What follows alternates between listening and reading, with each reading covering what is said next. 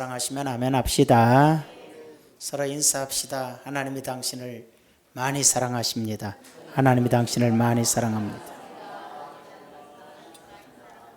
한 번 더 하나님께 감사합시다. 하나님께 감사합시다. 사람들이 살아가면서 누구나 다 성공하기를 원하죠. 성공의 비결은 이제 일반적인 세상 사람들의 기준에서는 그냥 내가 잘 살고 부자 되고 높아지고 그 정도 선이지만, 예수님 믿는 사람들은 성공의 기준이 하나님의 뜻대로 살았느냐죠. 하나님의 뜻대로, 하나님의 말씀에 따라 우리가 하나님의 자녀다운 삶으로 인생을 마쳤느냐, 이게 이제 성공의 길이라 할 수 있어요. 토마스 레프라는 사람이 세상에서 나름대로 성공한 사람들, 나름대로 인생을 행복하게 살고 성공하고 분야마다 자기 분야에서 성공했다는 사람들을 다 조사를 해보니까 답이 하나더라는 거죠. 좋은 대학을 나온 것도 아니고, 머리가 좋은 사람도 아니고, 집안이 좋은 사람도 아니고, 답은 딱 하나, 마음속에 감사로 가득 찬 사람이더라. 인생 자체를 감사하면서 살아온 사람이더라고 답을 내렸어요. 사람들이 성공했다는 것은 감사로 인생을 산 사람, 이렇게 결론이 나온 거죠. 루터, 종교개혁자 루터는 이런 얘기를 하죠.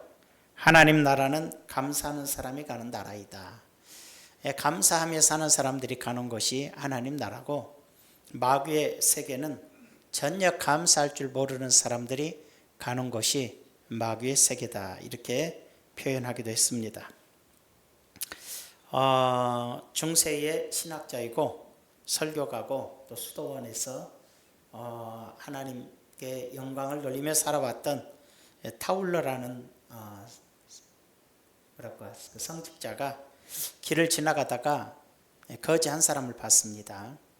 거지라기보다도 아주 가난하고 어렵게 생긴 사람 하나가 앉아 있는데 축복을 했습니다. 형제여, 하나님께서 형제에게 좋은 날 주시기 원합니다. 그러자 이렇게 고개를 들고 쳐다보더니 하는 얘기가 저는 한 번도 나쁜 날이 없었습니다, 그러는 거예요. 그래요?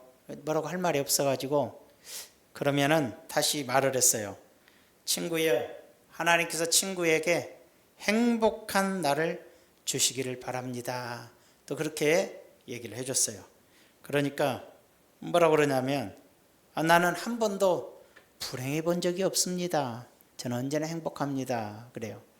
정말이요? 그러니까 뭐라 그러냐면 저는 비가 오거나 눈이 오거나 날이 좋거나 나쁘거나 항상 감사하기 때문에 나에게 나쁜 날이 없고, 나는 언제나 내가 배가 고프거나 배가 부르거나 가졌거나 갖지 않았거나 하나님께 감사하고 살았기 때문에 나에게 불행한 날은 존재하지 않았습니다. 거기서 깨달았어요. 타울러가 그때 깨닫고, 사람이 행복이라는 것은 외적 조건에 있는 것이 아니라 자기 마음속에 있는 것이구나. 자기 마음을 다스릴 힘이 있는 사람들은 어떤 환경에서도 모든 게 좋은 날이고 모든 게 감사할 수 있구나, 이렇게 생각을 하고 난 다음에 그가 하나님을 섬기면서 외적인 어떤 형식적인 의식에 치우치지 않고 내 안에 계신 성령과 함께 동행하면서 마음을 다스려가는 것, 그 속에서 감사하면서 살 수 있는 것이 진정한 신앙생활이다, 이렇게 깨달아서 그걸 강조하고 살았던 사람이었습니다. 첫째로 한번 우리가 생각해 보면 사람이 사는 목적이 뭘까? 다 같이 읽어봅시다. 그런즉 너희가 먹든지 마시든지 무엇을 하든지 다 하나님의 영광을 위하여 하라.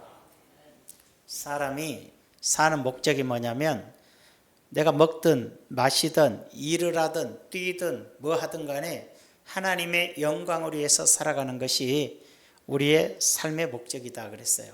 영광이라고 하지만 하나님을 영화롭게 하는 것, 하나님을 높여드리는 것이, 내가 하는 모든 것이 하나님이 높아지고 내가 하는 모든 것이 하나님께 영광이 되고 내가 하는 모든 것이 사람들의 눈에 하나님이 존귀한 존재로 느껴지게 사는 것이 사람이 사는 목적이다, 이렇게 되어 있어요. 특히 하나님의 자녀들은. 여러분, 우리 예수 믿는 사람이 잘못 사는 게 뭐냐면 내가 하나님을 섬기는 목적이 하나님의 영광이 드러나기 위해서 사는 게 목적이라 그러면 나는 나쁜 짓 할 리가 없고, 나는 못된 짓 할 리가 없고, 우리가 욕먹을 일 할 리도 없고, 예수 믿는다는 이름으로 하나님의 이름이 더럽혀지거나 취해지거나 나빠질 일이 절대 없어요. 그러니까 제일 나쁜 게 뭐냐면 저 사람이 교회 다니는데, 저 사람이 예수 믿는데, 저 사람 하나님 믿는 사람이야, 이걸 다 아는데 남에게 피해주고 상처주고 무시하고 인격을 짓밟고 욕먹고 이래버리면 그 죄가 제일로 커요. 그 죄가 제일로 크다고. 하나님의 영광을 드러낸 것이 아니라 하나님의 이름을 추하고 더럽히는 거거든. 그게 정말로 안 좋은 거잖아요. 여러분이 자식들을 기르는데 저 집 네 집 자식이야 그러는데 그 자식이 나가서 못된 짓 해갖고 저 못된 놈이 네 집 자식이라 그럴 때 그 부모가 가장 부끄러움을 느끼는 거거든. 그렇기 때문에 우리 하나님의 자녀들이 하나님의 이름을 욕되게 하고 세상을 살아가면 진짜 하나님 앞에 큰 죄를 짓는 거예요. 그것이 바로 하나님의 영광을 가리는 거거든요. 하나님이 사람에게 네가 사는 목적이 뭐냐? 하나님의 자녀들이 사는 목적이 뭐냐? 내 이름이 취해지거나 더러워지거나 욕먹히는 일은 하지 않도록 하는 거라는 거예요. 하나님의 이름이 높아지는 거. 야, 저 사람 보니까 하나님이 살아계시네. 저 사람 보니까 진짜 하나님 믿는 사람이구만.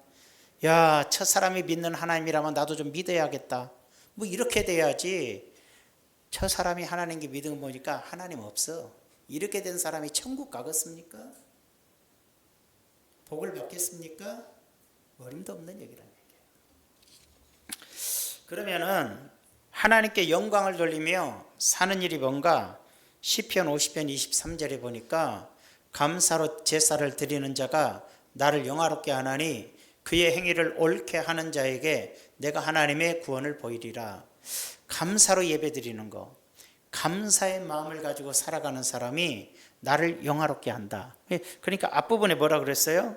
먹든지 마시든지 무엇을 하든지 다 하나님의 영광을 위해 해라. 하나님의 영화롭게, 하나님을 영화롭게 해라, 이 뜻이거든. 근데 하나님을 영화롭게 하는 게 뭐냐? 감사로 예배를 드리는 것이 나를 영화롭게 한다고 돼 있죠. 그러니까 우리가 감사함을 가지고 예배 드리는 것도 하나님을 영화롭게 하는 거고, 내가 사람과에도 감사, 나와 하나님 관계에서도 감사, 인생을 살아가는 자체가 감사로서 인생을 살아가는 것이 하나님을 영화롭게 하는 거라 이 말이에요. 내가 감사하면서 살면 하나님께 영화로움을 돌려드리게 되는 것임을 알 수가 있어요. 예배드리면서 누구를 미워하고 있고, 예배드리면서 분노하고 있고, 예배드리면서 나쁜 생각하고 있고, 이런 것은 감사 예배가 아니죠. 또 살아가면서 평생 부부지간에 살더라도 서로 감사하고 살면 평생 행복하지만, 서로 불평하고 서로 원망하고 살면 그처럼 슬픈 일은 없잖아요. 이사야서 43장에 보면 이 백성은 내가 나를 위하여 지었나니 나를 찬송하게 하려 함이라. 하나님을 찬송하게 하기 위해서, 찬양하기 위해서, 하나님의 이름을 높여드리기 위해서 내가 하나님 백성을 지었다, 이렇게 표현하거든요. 우리 성도들의 본분은 감사하면서 살고 감사하면서 예배드리고 하나님을 높여드리면서 사는 것이 우리가 하나님 자녀된 도리이다라는 것을 깨달을 수가 있는 것이죠. 사람의 목적은 범사에 감사라 그랬잖아요. 모든 일에 감사하는 것이 감사예요. 오래전 일이지만 한 미국 교회에서 일인데, 예배 중에 목사님이 이제 광고하겠습니다 그러자 한 분이 손을 딱 들어요. 목사님 좀 드릴 말씀 있습니다 그래요. 그래서 그래요 얘기하세요 그랬더니 나와서 하는 얘기가 월남전 때 베트남, 우리 아들이 며칠 전에 베트남에서 죽었다는 통보를 받았습니다. 얼마나 슬픈 일이에요. 아들이 군대에서 베트남 파병됐는데 며칠 전에 사망 통보를 받았어요. 주천사를. 그래서 너무 마음이 아프긴 한데 내 아들을 하늘나라 간 기념으로 추모하는 마음으로 뜻해서 교회 교육관에 음향시설이 안 돼 있는데 음향시설을 위해서 1만 달러를 헌금을 하겠습니다. 그랬어요. 아니 어떻게 자식이 죽었는데 감사하는 마음으로 자식을 위해서 앰프를 거기 필요하니까 교회에 앰프를 그 당시에 10,000달러면 지금 뭐 50,000달러든지는 모르겠지만 액수가 굉장히 큰 거죠. 그러니까 저 뒤에 앉았던 여자 집사님이 남편의 옆구리를 꾹꾹 찔렀어. 이렇게 남편이 쳐다봤어. 당신도 드려. 그랬어. 당신도 똑같이 드려. 그러니까 남편이 우리 아들 안 죽었는데 그랬어요. 그러니까 부인이 그러니까 드려야지. 죽어서 감사한데 살아있으면 더 감사해야지. 그래서 남편이 뭔 말인 줄 알고 똑같이 1만 달러를 들여서 그 교육관의 앰프 시설을 잘했다 그래요. 이게 감사예요. 이게 범사에 감사한다는 건 믿음이 없는 사람은 집안에 뭔 일이 생기고 사업에 어려움이 오고 자녀에게 문제가 오면 하나님 없다고 안 믿어요. 그건 뭐냐면 하나님을 만난 적이 없으니까 있는가 없는가 늘 보려고 다녔다가 없구나 이렇게 결론이 나는 거예요. 그 사람은. 그러나 이미 하나님이 있음을 믿고 하나님을 체험한 사람은 자식이 죽든 집안이 망하든 하나님께 감사하더라 이 말이에요. 그게 신앙인이에요. 진짜 신앙인은 모든 일에 감사하는 것이 진짜 신앙인이에요. 가짜 신앙인들은 지금도 하나님이 있는가 없는가 알아보려고 다녀요. 우리 교회는 없겠지만 좀 교회가 큰 교회는 많아요. 그런 사람이 있나 없나 이렇게 다니게 돼요.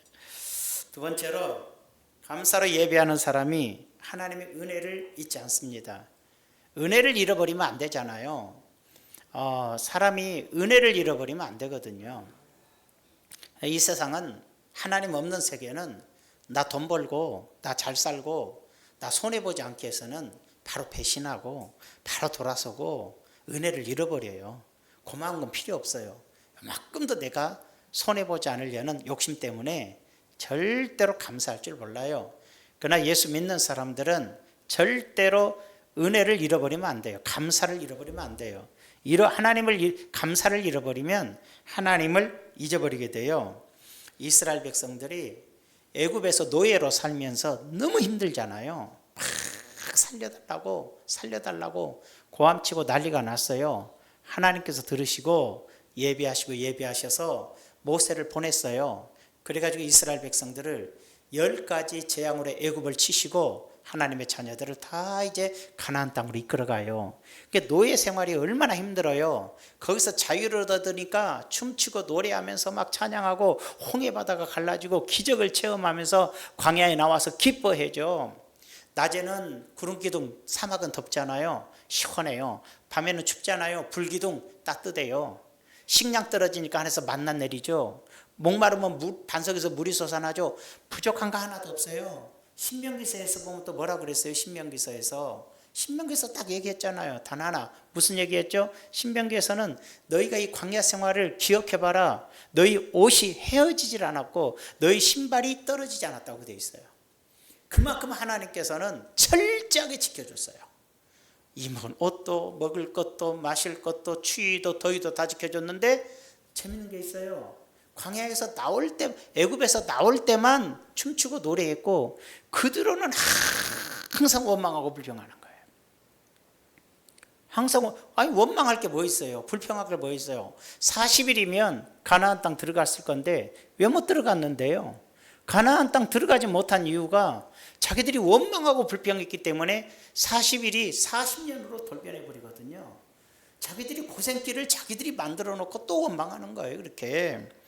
그래서 감사를 잃어버린 거죠. 자기들이 노예 생활하면서 매 맞고 째찍질 당하고 배고프고 굶주리며 죽어가던 시절을 구해주신 하나님께 감사를 해야 되는데 감사하지 못하고 그저 원망불평. 이 사람 잘 그렇습니다. 되게 보면 나 가난할 때 주야 하다가 좀 부자 되고 그러면은 이제 감사가 없어요. 그때부터 조금 준다고 더 원망불평이 많아져요. 살만 하면 그래요. 오히려 가난한 사람들이 감사하지, 좀 살만하면은 욕심이 생겨가지고 매사가 이제 불평이 되는 거예요. 여러분 안 그러길 바래요. 아멘. 옆 사람한테 감사합니다. 시작. 감사합니다. 그냥 감사하는 거예요. 그냥 감사. 내가 살아있는 것도 감사. 예배당에 앉아있는 것도 감사. 무조건 감사하는 거죠. 그래서 하나님 뭐라 그러냐면, 하나님을 잊어버린 너희여, 감사를 잊어버리면 하나님을 잊어요. 이제 이를 생각하라. 그렇지 아니하면 내가 너희를 찢으리니 건질 자가 없으리라. 감사를 잃어버리니까 이스라엘 백성들은 광야 생활이 무슨 생활이 되는 거예요? 정말 고통의 시간들이 되는 거예요. 가나안 땅의 축복의 땅을 가야 될 시간인데 들어가지 못하고 광야에서 헤매는 인생이 되어버린 이유가 하나님의 감사를 잃어버렸어요. 하나님에 대한 진정한 고마움과 감사를 잊어버리니까 하나님이 너희를 찢는다는 것은 뭉개뜨린다, 망하게 한다는 뜻이에요. 배은만덕하다는 것이죠. 우리 개인도 그래요. 그렇게 하나님을 섬기면서 하나님 감사하고 좋습니다 그러다가 어느 날 감사를 잃어버리니까 원망하고 불평하고 막 그래요. 그러다 보니까 문제가 생기죠. 집안이 찢어지고요, 자식이 문제가 되고요, 사업이 찢어지고요, 건강이 찢어지고요, 다 찢어지는 거예요. 찢어진다는 것은 다 뭉개진다는 거예요. 망한다는 거예요. 그렇게 되자 이제 큰일이다 이렇게 되는 거죠. 이스라엘 백성들이 호세아서를 보면 이스라엘 백성들이 복을 받았어요. 잘 됐습니다. 하나님께서 많은 걸 주셨어요. 가난할 때는 하나님만 쳐다보다가 좀 살게 되니까 어디로 간 줄 알아요? 바알과 아세라를 섬기러 갔어요. 호세아 시대 때. 바알은 무슨 신이죠? 풍요의 신이에요. 아세라는 뭐죠? 번성의 신이에요. 후손들이 번성하는 거예요. 그러니까 당시에는 자손이 번성하고 물질이 풍요로운 게 가장 큰 복이니까 이 사람들이 복을 쫓아가는데 물질의 복과 그 다음에 자손의 복을 쫓아서 바알과 아세라를 섬기는 쪽으로 이스라엘 백성이 다 가는 거예요. 가난할 때는 만군의 여호와여 살았는데 하나님이 많은 걸 주시니까 그 주신 걸 가지고 다 바알에게 가고 아세라에게 가는 거예요. 무슨 뜻인지 알아요? 현 시대에 비교해 보면 우리가 가난할 때 예수 믿고 살만해지니까 갑자기 그 돈 가지고 돈 벌려고 발버둥 치기 시작하고 그 돈 가지고 내 인생이 번성하기 위해서 발버둥 치는 거예요. 그러다 보니까 마음속에 하나님을 잊어요. 돈이 하나님이 되고 물질이 이제 하나님보다 우선이 되는 거예요. 우리 많은 한국의 세상의 기독교인들이 다 하나님 잘 섬기다가 좀 살게 되니까 그때부터 돈 욕심을 더 부리고 그때부터 내 인생의 삶의 복을 더 구하게 되는 거예요. 그러니까 하나님을 잊어버려요. 마음속에 하나님에 대한 감사가 없어요. 돈을 쫓다 보니까 항상 부족하니까 늘 부족하다고 구하는 것이 아버지 영광이 아니에요. 우리의 삶의 목적은 하나님을 영화롭게 하고 아버지께 영광을 돌려드리는데 아버지께 영광을 돌려드리는 게 아니라 믿는다는 이름 하에 맨날 자기 욕심만 채우려는 일에 발버둥을 치더란 얘기예요.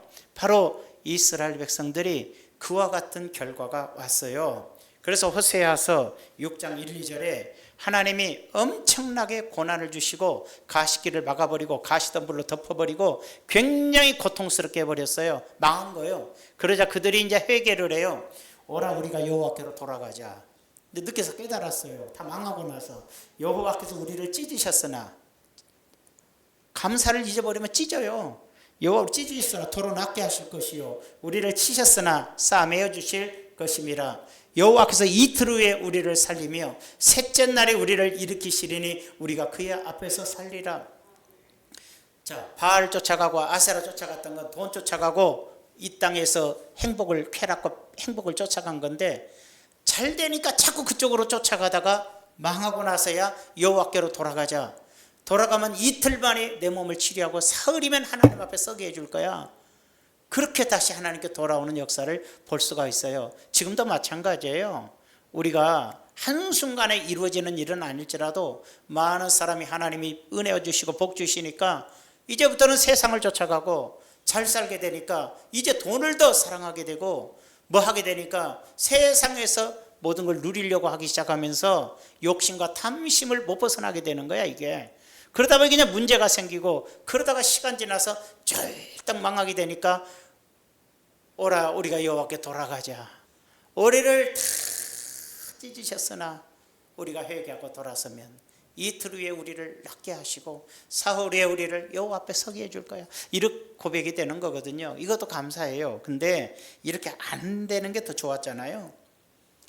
가정이 회복이 되고, 우리가 감사로 하나님을 섬기면 가정이 회복되죠, 사업이 회복되죠, 자녀가 회복되죠, 건강이 회복되죠, 우리 교회도 회복이 되고. 우리도 원망불평 가득했으니까 뭔가 무너졌겠지. 입에 원망불평 했을 거예요. 나는 못 들었다 해도. 그러면 무너지는 거예요. 이렇게 됐을까 하면 답은 뻔하거든. 하나님이 치신 거거든. 그러나 우리가 감사할 줄 알 때, 범사에 감사할 줄 알면 모든 것이 다 회복되는 역사가 일어나요. 그게 바로 하나님의 은혜라는 거죠. 파스칼은 이런 말이에요. 하나님이 없는 사람은 불행한 사람. 그죠? 하나님을 지금 찾고 있는 사람은 괴로운 사람, 하나님을 만난 사람은 행복한 사람이다, 이렇게 얘기했어요. 그래서 하나님의 사람과 하나님의 사람이 아닌 걸 구별하는 게 뭐냐? 감사하는 사람은 하나님의 사람들이고, 감사할 줄 모르는 사람은 하나님께 속한 사람이 아니다, 이렇게 말하는 거예요. 세 번째로, 감사로 예배하는 사람은 하나님께서 환난에서 구해 주신다고 약속을 했어요. 감사로 제사를 드리는 자가 나를 영화롭게 하나니 그의 행위를 옳게 하는 자에게 내가 하나님의 구원을 보이리라. 감사로, 감사하는 마음으로 예배드려야죠. 오늘 예배당에 딱 들어올 때 딱 자리에 앉아서 하나님 감사합니다. 그것부터 시작을 해야죠. 감사합니다. 감사로 구원해 주셔서 감사하고, 축복해 주셔서 감사하고, 내가 살아서 여기까지 온 것도 감사하고, 이 감사를 하더라야죠. 불평을 해. 내가 이렇게 먼 교회를 다녀야 됩니까? 꼴차기까지 내가 다녀야 됩니까? 이런 사람은 결국은 하나님의 은혜와 복이 떠나가게 돼 있는 거예요. 당연히. 그래서 감사. 뭐 진짜 감사하는 사람은요, 제주도에서도 여의도 순복음교회를 나와요. 매주 비행기 타고 와요. 비행기 타고. 그런 게 비하면 자동차 타고 오잖아. 우리는 어떤 경우는 교회차도 타고 오잖아. 감사해야지. 공짜로 태워주셔서 감사. 비행기표로 다 날리도 감사한데 감사할 줄을 몰라요. 감사할 줄을. 우리는 감사해야 돼. 감사하는 사람은 하나님을 영화롭게 해요. 올바르게 하나님 앞에 옳음을 보여주는 자는 하나님의 구원을 볼 거야. 구원을 보여주겠다. 구원은 뭐죠? 문제가 해결되는 걸 말해요. 15년이었나요? 혈루증으로 앓던 여인이 예수님 옷자락 만지니까 예수님이 여자여 네 믿음이 너를 구원했다. 구원이란 말을 써요. 병이 치료되는 것이, 절대로 고칠 수 없는 병이 치료되는 거 구원이라고 그래요. 내 영혼이 예수 믿고 천국 가는 건 일반적인 영적 구원이고, 우리 일상생활에서 사업이 쫄딱 망한 사람이 하나님께서 축복을 주셔서 해결해 줄 때 네 사업이 구원을 얻었다 그러는 거야.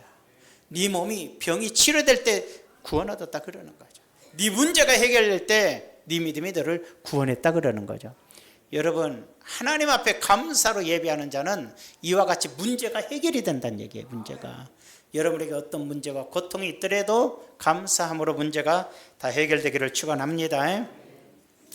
시편 50편 14절에 감사로 하나님께 제사를 드리며 지존하신 이에게 내 소원을 갚으며 환난 날에 나를 부르라. 내가 너를 건지리니 내가 나를 영화롭게 하리라. 자, 감사로 하나님께 예배드리고, 소원, 혹시 내가 하나님께 약속한 거 있으면 갚고, 표현해도 될지 모르지만 11조 떼먹으면 갚고, 추수감사절인데 내가 교회를 못 나가고 못 드렸으면 다음이라도 꼭 드리고, 하나님께 드려야 될 건 드리고, 야 지나갔으니까 띠먹자 그러지 말고. 그리고 그런 사람은 어려움이 올 때, 누가 어려움이 안 와? 다 누구나 어려움 와요. 환난 날이 내게 밀려올 때 나를 부르라. 내가 너를 건지리니 내가 나를 영화롭게 하리라. 네가 하나님 앞에 온전한 약속들을, 주일 성수의 약속, 11조의 약속, 또 뿐만 아니라 내가 하나님 이렇게 하면 이렇게 하겠습니다라는 소원의 약속들이 있었다면, 그것을 네가 감사하고 예배드리고 그런 것을 지킨 사람이라면 너는 어려움과 고난이 올 때마다 부르짖으면 내가 너를 그 어려움에서 건져내어주고 너는 나를 영화롭게 하는 사람이 될 거다. 존귀한 사람이 될 거다. 영화롭게 한다는 건 존귀해 주죠. 우리가 영화롭게 하는 사람들 많이 있어요. 이따가 좀 있으면 말씀드릴게요. 자, 리처드 범브란트라는 사람이 있는데 루마니아 목사님입니다. 그 2차 세계대전 때 독일에 이제 히틀러가 기독교인들 다 잡아 가두고, 왜? 전쟁은 이 잘못이다 이렇게 얘기하니까 잡아 가두고 고문을 하고 막 그래요. 그런데 감옥에서 무지무지 고생했어요. 범브란트가 했어요. 많은 글도 썼지만은 너무 고생했습니다. 감옥에서 풀려났어요. 아이고 이제 좀 평안히 살아야지. 그 농사 졌어요. 농사 하나 지면서 이제 이런 데 끼어들지 않아야겠다. 끼어들어서 또 감옥 가면 너무 고통스러우니까 손톱 뽑아 발톱 뽑아 그냥 막 약물 약으로 주사나 갖고 정신 혼미케 해서 불어라 막 취조하고 때리고 독방에 집어넣고 막 굶기고 견디기가 어려운데, 이제 그런 속에서 살면서 나왔기 때문에 평안히 지내야지. 그리고는 농사 졌어요. 농사를 짓다가 기도했어요. 하나님, 저를 온전케 하시옵소서. 하나님 앞에 바로 서는 사람, 온전한 사람이 되게 하소서. 이렇게 기도를 해요. 그래서 성령님이 마음속에 말씀을 하셔요. 네가 온전케 되기를 원하느냐? 예. 그러면 다시 감옥에 들어가야 된다. 아이 그거 안 합니다. 그것만큼 안 가본 사람은 한번 가보지 뭐 그럴지 몰라도요, 갔다 온 사람 못 들어가요. 그냥 가서 우리나라 감옥처럼 밥 먹다 나온 데라면 모르지만 눈 안 뽑힌 것만도 다행일 정도로 고문을 하기 때문에 견딜 수가 없는 거예요. 그래서 안 하겠습니다. 그것만큼은 하지 말아주세요. 그러니까 하나님 더 이상 대답 안 하지. 근데 마음이 계속 불편해요. 그러다가 하나님 기도했어요. 계속 마음에 네가 온전케 되려면 감옥으로 가라. 그래서 하나님 뜻대로 하겠습니다. 그랬어요. 그때 마음이 평안해져요. 아니야, 평안해지고 끝나나 보다. 그랬는데 좀 있으니까 비밀경찰들이 또 잡아가고 또 끌고 갔어요. 다시 감옥에 들어가서 또 독방에 들어가서 엄청나게 또 고생을 해요. 그러면 벽을 톡톡 두드리면 옆에 있는 사람도 똑똑 두드려요. 들려요? 예, 들려요. 이름이 누구세요? 누굽니다. 어떻게 와서 이렇게. 그것이 최고로 사는 길이에요. 그것이. 그렇게 지내다가 하루는 옆에 똑똑똑 이름이 뭐예요? 그랬더니 옆에서 하는 소리가 범브란트인다 그래요. 아니 왜 내가 저기 있지? 왜? 그래서 자세히 물어봤더니 세상에나 자기 아들이야. 범브란트가 기독교 저항운동 하다가 감옥에 끌려갈 때 아들이 9살이었어요. 감옥에서 나왔을 때 부인이고 아내, 자식이고 다 없어져서 찾지도 못했어요. 그러니까 어떻게 된지도 모르는데 감옥에서 만난 거예요. 대화를 들어보니까 아들도 예수님 믿고 이 독일의 전쟁의 잘못됨을 고발하고 싸우다가 감옥에 온 거야. 그래서 거기서 감사했어요. 하나님, 내 아들이 예수를 안 믿는 것도 아니고 똑같이 하나님의 영광을 위해서 아버지 뜻을 위해서 저항하다가 이렇게 감옥에 왔으니 감사합니다. 헛되이 살지 않고 아버지의 영광을 위해서 살면서 이렇게 만나게 하신 것을 감사합니다 그랬어요. 그리고 실질적으로 거기서 살아나오거든요. 살아나와서 나중에 자유진영에 나오게 되지만 정말로 하나님 앞에 온전하게 서서 하나님을 섬기는 인생을 살게 돼요. 여러분 잘 생각해 봐요. 하나님 앞에 내가 온전해지는 거, 하나님 앞에 온전해지는 거, 고난받고 고통당할 때 내가 하나님 앞에 더 온전해집니까? 눈을 떠요. 자, 온풍기 꺼주세요. 예. 딱 졸리기 좋은 날씨예요. 예. 이것도 생각해봐요. 응? 잘 먹고 잘 살고 돈 잘 벌고 유명해지고 막 박수 받을 때 내가 온전해집니까? 사람은요, 부자 되고 잘 되고 번성할 때 다 타락해요. 목사님 그래도 10%는 아니요, 100% 다 타락해요. 사람은 잘 되고 돈 만지고 형통하면 신앙이 타락이라기보다도 100% 누구나 다 신앙이 떨어져요. 그러나 어렵고 힘들고 고난 속에서는 예수 믿는 사람이라면 누구나 다 신앙이 그때 성장을 해요. 고난이 내게 오는 거 사실 너무나 힘든 건데, 고난이 올 때 여러분의 신앙이 성장하고 있고, 고난이 올 때 여러분이 하나님 앞에 점점 더 온전해져 가요. 그때가 범브란트가 하나님께 온전해지기를 원했을 때 감옥으로 가라는 거예요. 감옥에 가라. 너의 힘을 쓸 수도 없고 너의 능력도 쓸 수도 없고 너는 아무것도 할 수 없는 그 속에서 오직 하나님과 기도하고 하나님만 의지할 그때가 온전해지는 거라는 거예요. 어떤 분이 어제 어느 목사님 다니엘 기도에서 설교하실 때 우사 얘기를 하더라고요. 우사가 다 보셨죠? 난 다 보라고 그랬어요. 분명히 못 알아듣는 사람은 통곡하고 회개하시길 바라고.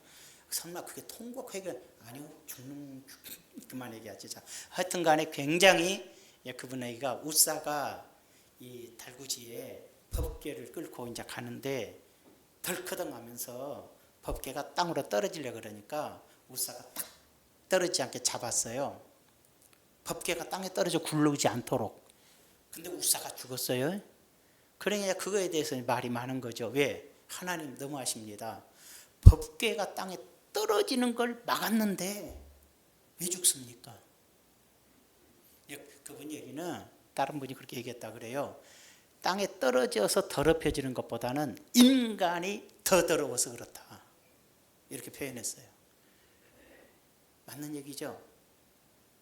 사람이 더 더럽기 때문에 땅에 떨어져 구르는 것보다도 네가 손댄 게 더 더럽다 이거야. 그만큼 인간은 죄인이다. 또 하나, 저는 그까지만 봤지만 제가 느끼는 것은 그거예요. 하나님의 일에 손 내미지 말아라는 거예요. 우리 종종 보면, 저도 젊은 날은 좀 그랬지만, 교회가 어떻다 때려잡자, 두들겨 패자, 잘못되고 있다 바로잡자, 이게 곧 죽는다는 얘기예요. 하나님의 일을 인간이 어떻게, 그런 인간들이 많아요. 그러다 죽습니다. 자기만 의로운 줄 알아. 교회를 이끌어가는 분은, 교회의 머리 되신 분은 예수님이신다. 교회 머리 되신 분이 예수님이시야. 하나님이 이끌어가는 거룩한 몸은 주님의 몸이야. 교회는 머리가 몸을 이끌게 되어 있어. 예수님이 교회를 이끌게 되어 있는데, 인간이 눈으로 자기들이 뭘 바르게 해보겠다고 난리치다가 내가 죽는 거야. 하나님의 일에 손 함부로 내밀지 말자. 목사든 집사든 장로든 주의 일에 함부로 손 내밀지 마라. 얄팍한 지식이, 얄팍한 깨달음 갖고 인간의 짐승과 같은 IQ를 가지고 어찌 감히 하나님의 큰 일을 판단하고 논할 수 있느냐, 그런 생각을 하면서 조심해야 될 일이다. 하나님의 일에, 참 하나님의 거룩함에 함부로 손대지 마라. 나서지 마라. 하나님께 맡기고 기도하고 하나님의 깨달음을 가져야 될 것 같아요.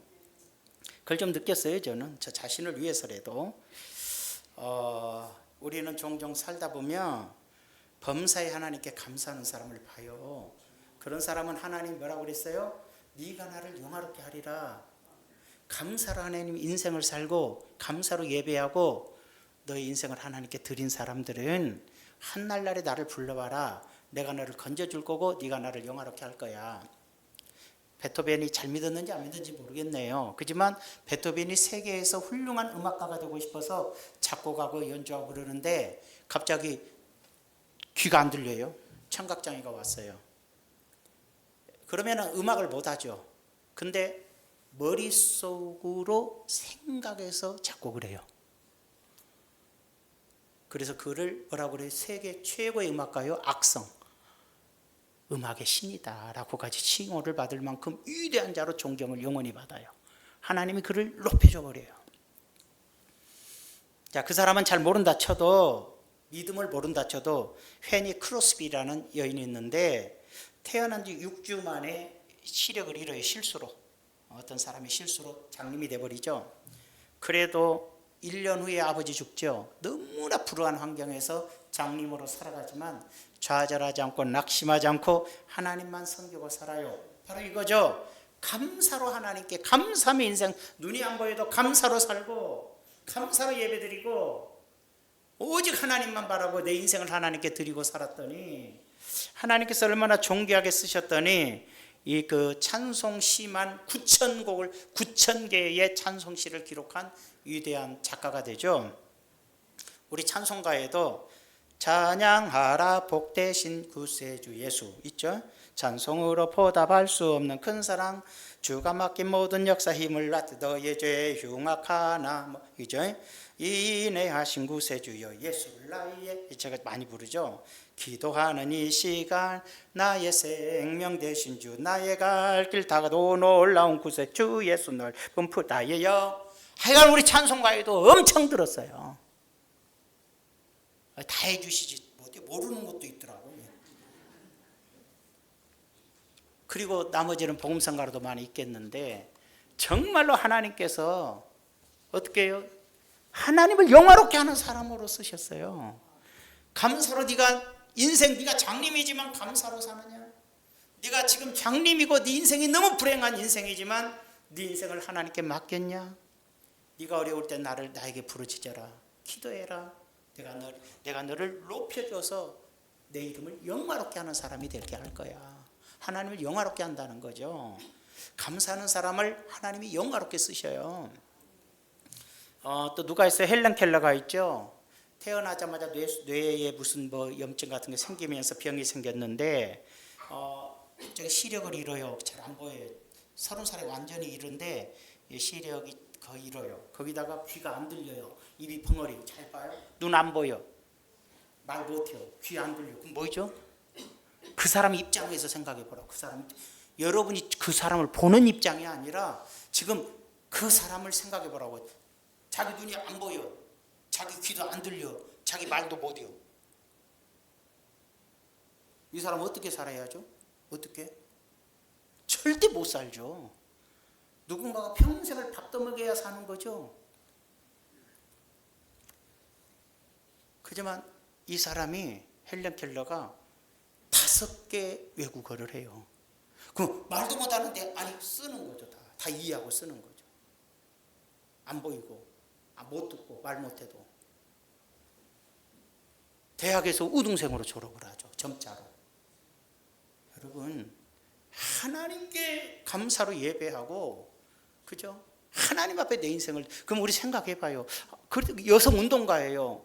여성들이 비하된 세상에서 여성들이 비하되면 안 된다 해서 여성 운동을 했던 사람이고 사회사업을 엄청 했던 사람이고 노동자를 위한 전투를 한 사람이에요. 이 사람이 인물이에요. 세계적인.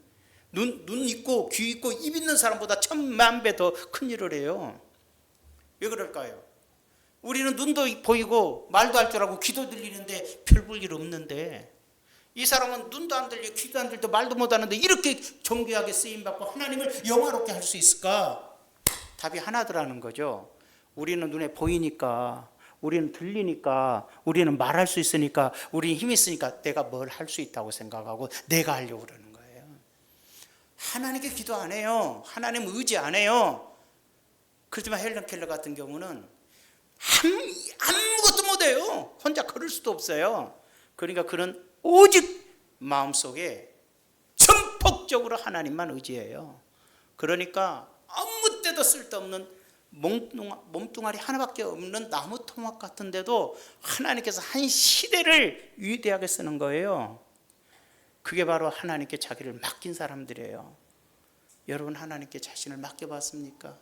자기 재능을 믿고 자기의 IQ를 믿고 자기의 능력을 믿고 자기의 수단을 믿고 자기의 판단을 믿고 우리가 살기 때문에 되는 게 없어.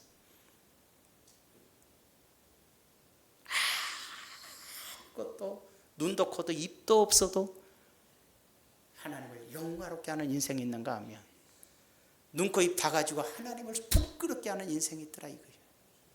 어떻게 살아야 되는가 알겠죠? 여러분 마음속에 오직 하나님만을 의지하고 인생을 하나님께 맡기고 감사하면서 사는 게 감사합니다. 모든 것에 감사할 때. 왜 감사가 안 나온 줄 알아요? 내가 살아있으니까 감사하지 않는 거예요. 내가 잘나고 내가 똑똑하고 내가 용감하고 내가 뭔가 하도 나 자신을 높이 보니까 메사가 사람과의 관계에서도 감사가 안 되는 거예요. 그리고 하나님이 내게서 없어지는 거예요. 감사를 잃어버리면 하나님의 일이 거추장스럽고 하나님의 사역이 거추장스럽고 하나님의 교회 일에 헌신하는 것도 거추장스럽기 시작하는 게 뭐냐? 감사를 잃어버리면 탐욕과 죄악에 물들어서 하나님과 상관없이 찢어진다고 얘기하고 있는 거예요. 내가 너를 다 찢어버릴 거야. 우리는 그런 사람 되지 말고 감사함으로 꼭 승리하세요. 여러분의 큰 은혜와 축복과 기적이 나타날 줄로 믿습니다. 존귀하신 아버지 감사드립니다. 범사에 감사하라 그랬고 예배드려도 감사로 예배드리고 모든 걸 주님께 감사해야 되는데 환경을 보고 여건을 보고 조건을 보고 여러 가지 생각하면서 불평을 하고 원망을 하고 짜증을 내고 싫어하고 미워하고 우리는 무수히 죄를 범합니다. 하나님 아버지 정말로 감사로 예배하는 자가 하나님을 영화롭게 한다 그랬고 하나님을 영화롭게 하는 자들은 하나님이 그를 존귀하게 사용하여서 하나님을 존귀하게 드러내는 자로 쓰실 것인데 우리는 눈과 코와 입과 손과 팔을 다 가지고 있으면서도 하나님을 영화롭게 하지 못할 때가 너무나 많습니다. 이제는 오직 하나님만 영화롭게 하고 영광스럽게 하는 삶을 살게 하여 주시옵소서. 예수님의 이름으로 기도하옵나이다. 아멘.